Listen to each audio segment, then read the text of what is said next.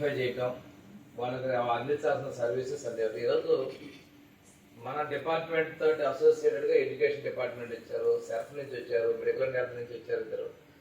వీళ్ళందరూ కూడా ఎందుకు వచ్చారంటే ఈ పర్సన్స్ సర్వీస్ చేయాలనేటువంటి దానికి ఉన్నారు కాబట్టి ఇంటిగ్రేషన్ కింద వచ్చారు. యాక్షన్ కూడా హెడ్ ఆఫీస్ నుంచి రివ్యూలు కూడా అంత ఇదిగా ఉన్నట్టు కనిపించలేదు.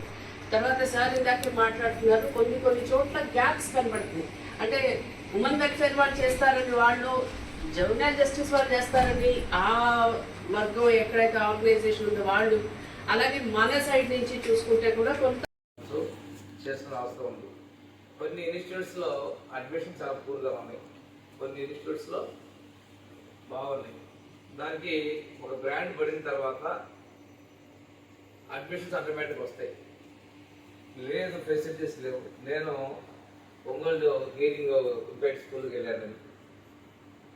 బిల్డింగ్ 18లో కంప్లీట్ అయినప్పుడు 18-19లో కంప్లీట్ అయింది. మిగతా హాస్టల్స్తో పోల్చుకుంటే శానిటేషన్ కానీ మిగతావన్నీ కొంచెం బెటర్గా ఉన్నాయి. అవి చూసిన తర్వాత నేను పిల్లలు టాయిలెట్కి వెళ్తారు, ఎమర్జెన్సీ వస్తారు, ఏంటి అనేది చూసిన తర్వాత బెల్ పెట్టమని చెప్పేసి రోజు జయలక్ష్మి గారు అన్నప్పుడు చెప్పాను. తర్వాత వెంటనే మేడం గారు వచ్చారు, ఇంప్లిమెంట్ చేశారు. అంటే మాకు చూసిన తర్వాత ఆలోచన ఇంప్లిమెంట్ చేశారు.